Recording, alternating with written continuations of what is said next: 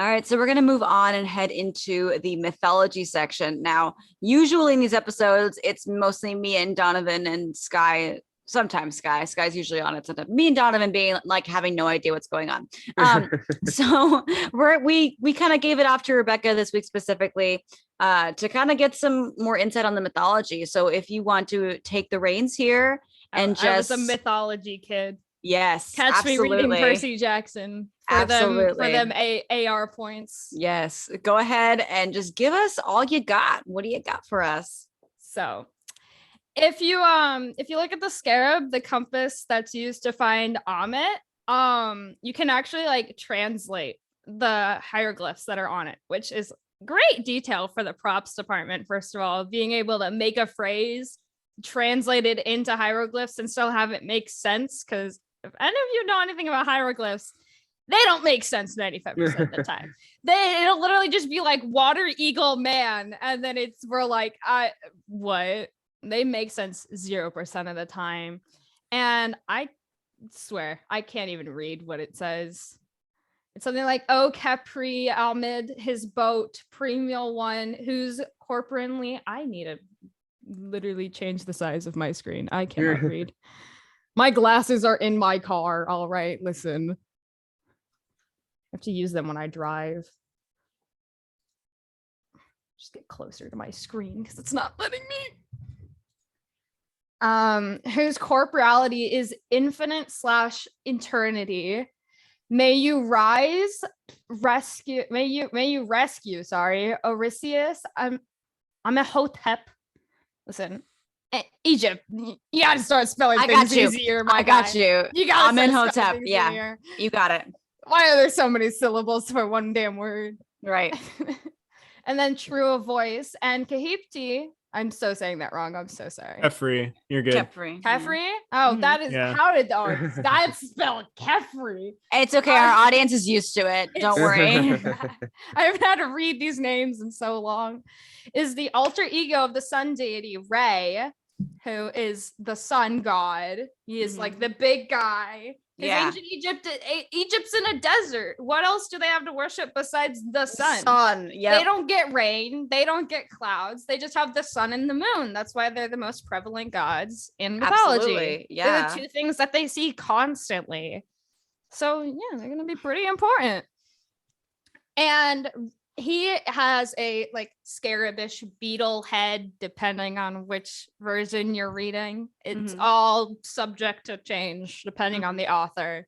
It's the one drawback of any ancient civilization. They did not know how to record anything. Yep. So we need to go back. Someone needs to make a time machine and be like, here's how you write shit down. All right. Make it easier. Someone didn't thank the Phoenicians. Yeah, someone did not thank the Phoenicians. And it was definitely the Greeks and the ancient Egyptians. Yeah. And in the cave that Stephen refers to in the riddles of the book, or the riddles of the Sphinx, which is the gatekeeper of all the tombs, which is why there's always like that giant Sphinx without its nose on the outside, very iconic statue. He is there to basically guard that. He gives you a riddle, and if you don't answer it correctly, he eats you. Very simple concept. And if you answer correctly, you get to go in. Kind of love the guy, I'm gonna be honest. Sphinx are my favorites. I'm a Ravenclaw, right? Listen, I love a good riddle. Batman was great. Love the riddles. Do you want me to take over for you? Please. I've been waiting for you, man. I've been listening. So he listens to women. Ooh. Yeah. Too well. Yes. So there is a riddle that Stephen actually refers to, and it asks, what creature has one voice and yet becomes 4-footed, yet is 2-footed and 3-footed? The answer is man. Yeah. The Sphinx obviously is the creature with the body of a lion and the wings of a bird. It's actually known for Greek mythology with the head of a woman, but in Egyptian mythology, it's got the head of a man. A lot and like of she said, it guards mythologies shared the same creatures with slight differences. Yeah. So this riddle hints at three beings in one.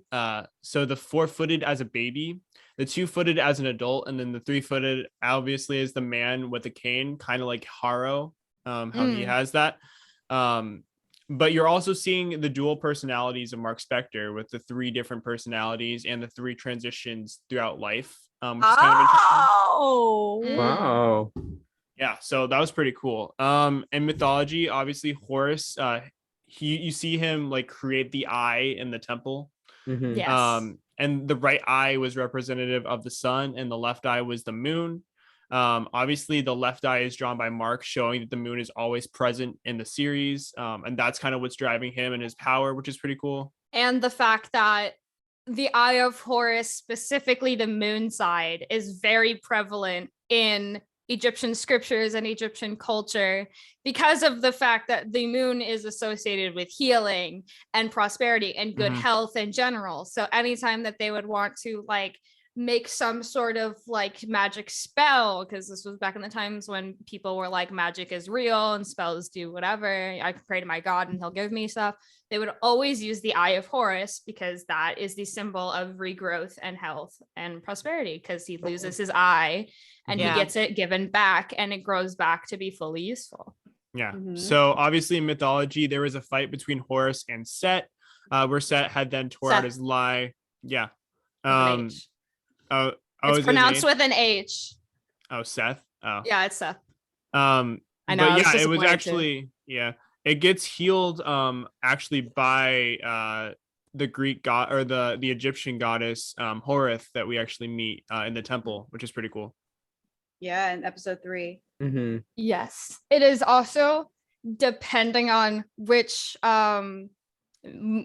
version of it is a different god, because they love to just change out the different gods. The other one's name is Thoth, who has sort of a more pelican head. He is also associated with healing, writing, and the moon as well, which is very interesting. But he is more known in the actual like Egyptian mythology legends for his writing skills and his transcribing and his record keepings, which someone needs to give that god.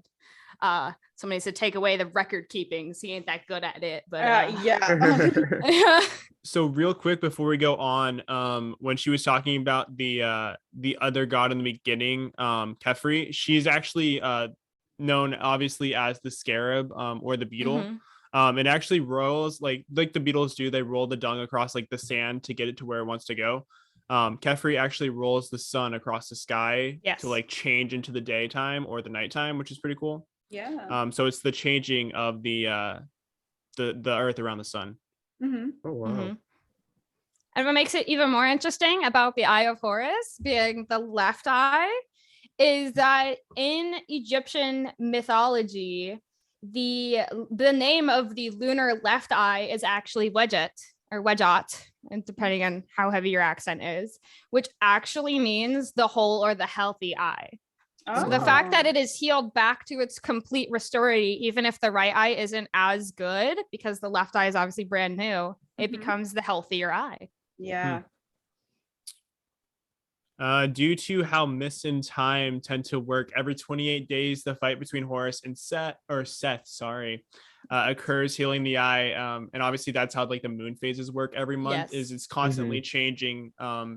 As so is in most mythologies, it is constantly happening. It is constantly going round in circles of it happening again and again and again. Moon phases.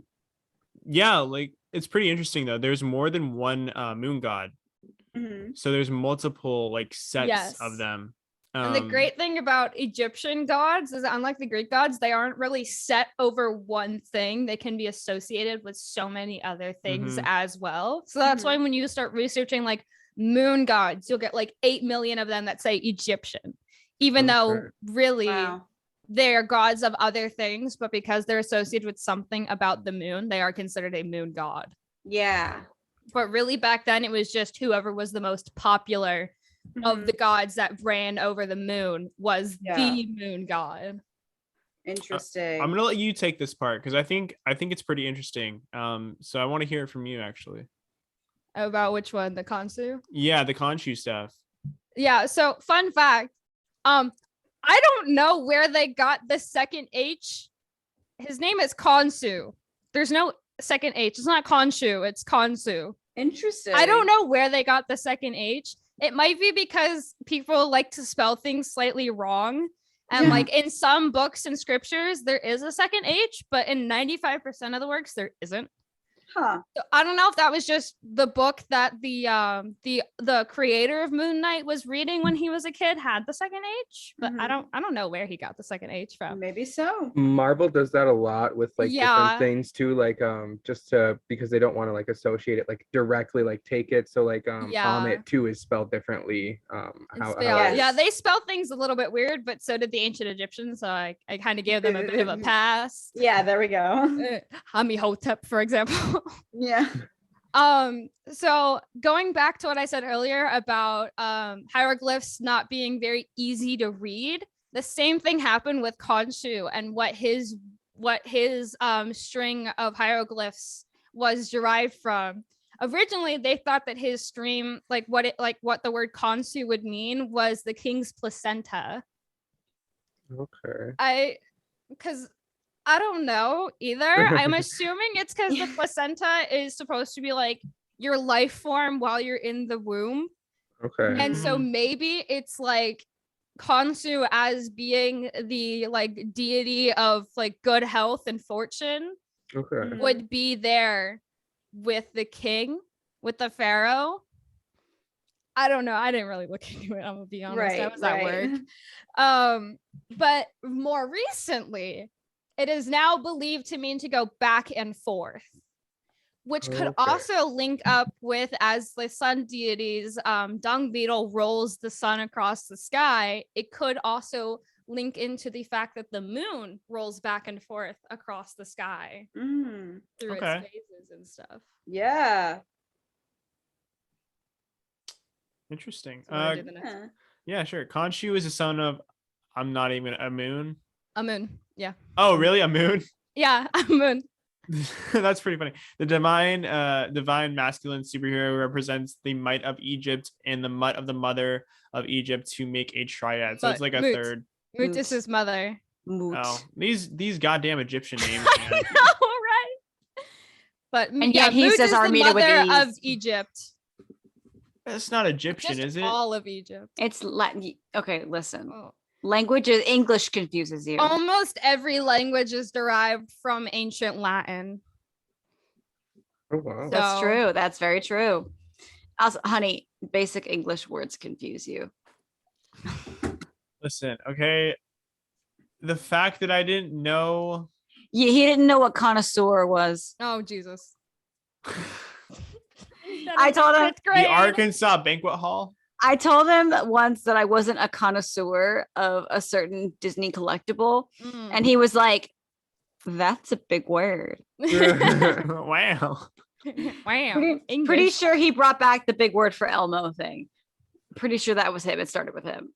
Yes. It definitely was not me. I didn't hear about it until I heard that from Jared. He goes, that's a big word. And if anything, that annoys the fuck out of me. And you don't stop saying it. And this episode is now rated explicit. Moving on. I mean, I already said pussy, so. Oh God, you're right. Well, actually, that was Jared, so we can blame it on Jared. But you just said it. Well, I said it in the word. I said it in the wise words of Jared. And then you said it again. Okay, continue. It was moot. It's moot. Yeah. The Egyptians relied on Khonshu's ability to heal for their health, which tied into the Moon Knight suit being made of Khonshu's healing bands. He mentions it in a very fleeting sentence where I don't remember whose altar was in the front at the time, but one of them was saying how they will just deal without the suit. And Khonshu was there in the background being like, how are you going to do that without my healing bands to protect you? So that's why Mark can be shot like 800 times while in the suit and sustain no damage because the bands heal him. And yet Arthur gets him twice without the suit, and there we go. I know, right? And that's also why the moon in like almost every culture is associated with like healing and health and protection, because it's Where's my last Airbender I love how stands it's at. like Yeah. I love how it's Yeah. like associated with like health and stuff, but it's also like known for horror and like the worst parts of like the full moon. Yeah.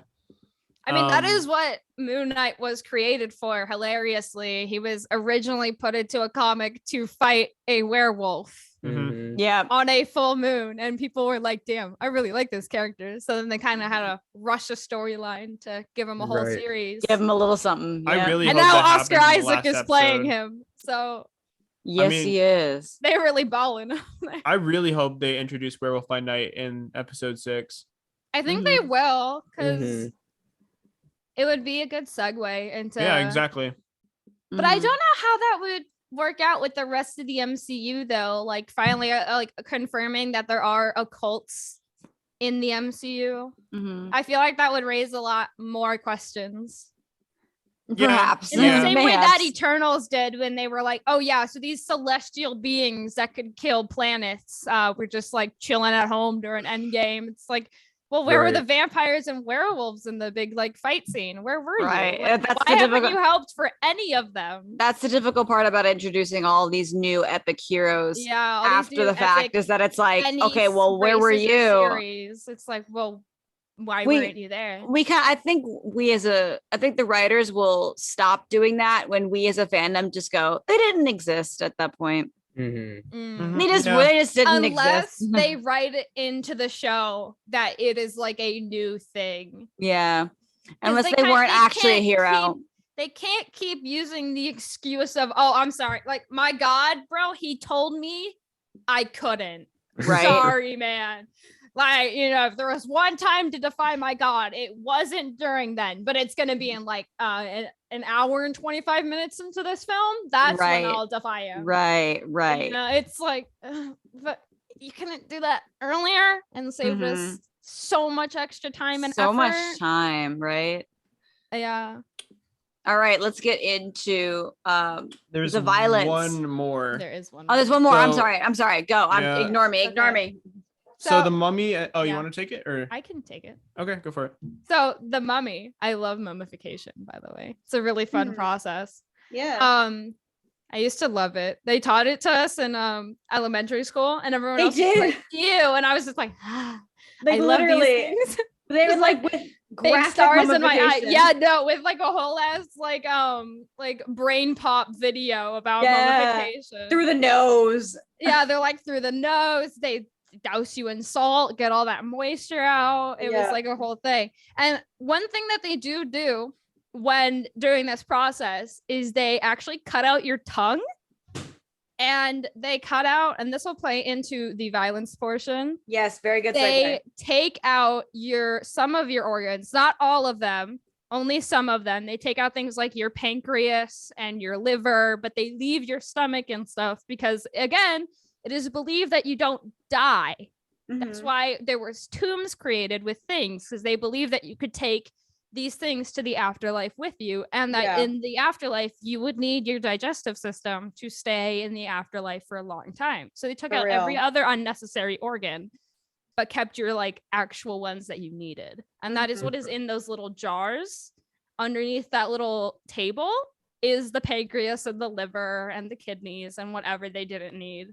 Yeah. Which makes it all the more horrifying when we see the fresh, bloody jars, because it means that someone is running around without their pancreas. You can survive without your pancreas and like your kidneys, not really your liver, but like there is someone who was alive during that process. Yeah. Which just makes it all the more horrifying. What if he didn't die though? Probably either didn't die for a good long while, or died immediately. Or even worse, got his tongue cut out so no one can hear you scream while this is happening. Oh, fun. Wow. Because they do cut out the tongue. The tongue is one of the first things to go. Yeah. All right. And that, again, excellent segue into going into the violence, because part of the violence that we saw was literally Very them orographic. was quite literally somebody Ripping mummifying organs out. a living human being is essentially what we Yes. saw. The process of that. I had to be on the side of Steven where it was like, is this real? Like I liked it. I thought it was fun. Even me, if I was there, I would have been like, what? Right? There's no way that is what I think it is. Right. And also like the disrespect. Right. Because like in actual mummification, you are like not freshly dead either. You have been dead for like weeks at this point, because they would put you in, like, if you were the pharaoh, because this was reserved for pharaohs or very high nobility being mummified. Otherwise you're just thrown in a hole in the ground and you hope for the best. But so you would be put in like this room, almost like what we have now when certain people of power die, where people were allowed to come and pay their respects. So you were there in like your sarcophagus or whatever, I can't remember what they put you in, for like a good long while, like 2-3 weeks if I remember correctly, before they started the mummification process. Yeah So you were like already dead, long gone, started decaying before they would do it. So to do it on a fresh, still alive human is just super disrespectful. Yeah. Wow. It is like even more worse than you and would think. I'm very curious as to who these characters are specifically, because they just show up. We don't really know what their purpose is. Right. Well, we see him again later in the psych ward. We do. Do we? Yeah, he's there. Huh. Interesting. I didn't notice that.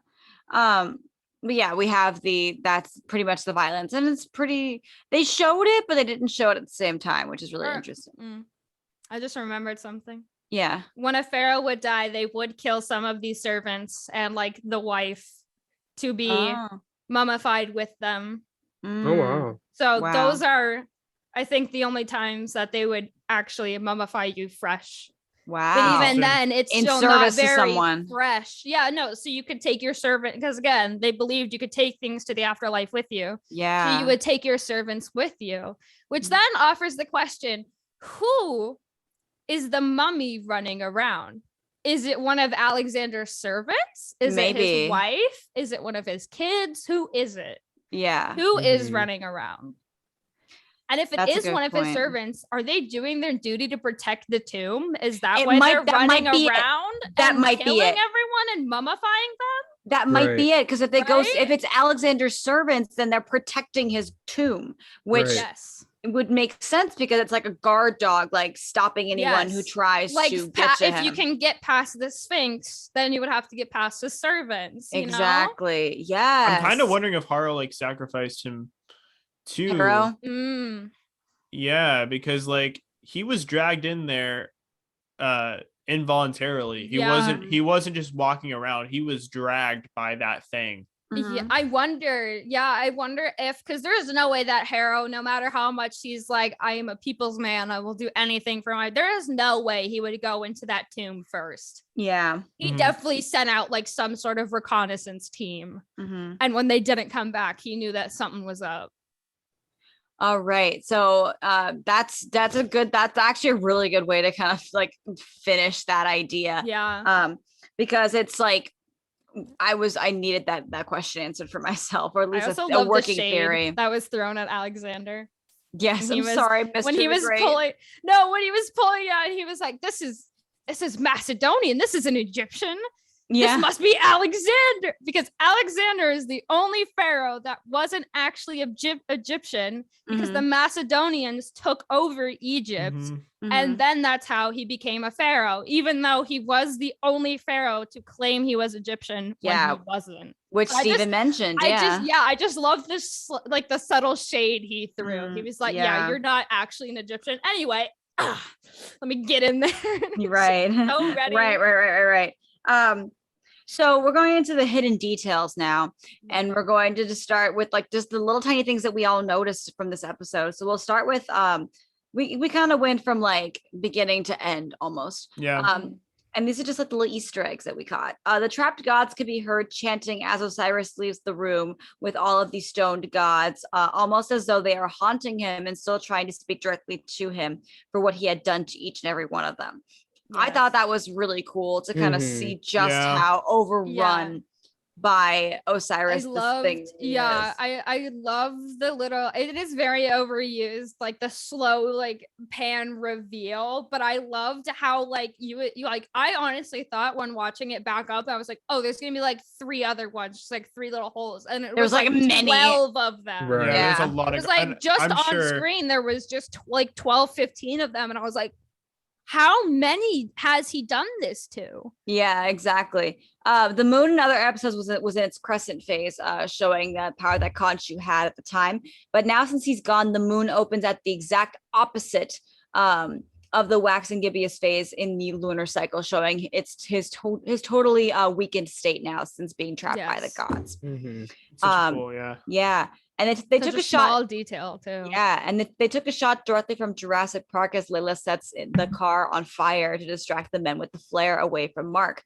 The same way that they did with the T-Rex to make sure they didn't get eaten in their car, which is really cool. I like Layla is smart. Yeah. So this is freaking awesome. So the exact same cave in Jordan is the exact same cave where they shot Indiana Jones and Last Crusade. Yes. Oh wow. Where they had the cup and everything. So I thought that was really cool. The camera lingers. Yeah. Is there anything else you want to say about that? No, I just wondered why I didn't say it because I'm in love with Indiana Jones. But okay. There's a lot more Indiana Jones. There's a lot. Like literally, the desert that they film in is used in so many other films. It was most recently used in Dune. Dune. Yeah, absolutely. It is a very famous filming location for any desert scene because it's so ambiguously yet obviously desert that you can make it pretty much anything with the right storytelling. Absolutely. All right. Same way Hawaii is like the staple point for tropical anything. All right, honey, keep going. The camera lingers on 3 bullet holes on the windshield of the car, representative of the 3 personalities of Steven who are fighting to take control of Steven's mind without shattering the whole thing. Via the glass in the mirror, showing that he's still not broken, but he's definitely damaged. But we're going into the triad again. There's a lot of stuff with that. The 3 is a very big number in most mythologies. Most of it, absolutely. Go ahead. An interesting camera choice. Shoots up to the goat on the rocks above the ledge, and actually goes back to episode 2 when Steven meets with Harrow at the compound. Harrow. You notice Harrow. Oh, did I say You keep saying Harrow. Harrow. I love the accent choice, but no. It shows You're that he's Californian. Like not too, come on, man. He's not too far behind because that goat is always symbolism of him being close to Steven. It's also interesting because it's in ancient Egypt, and older mythologies, that goat is representative of the devil, and demons. So obviously that could, hint at other more menacing things to come.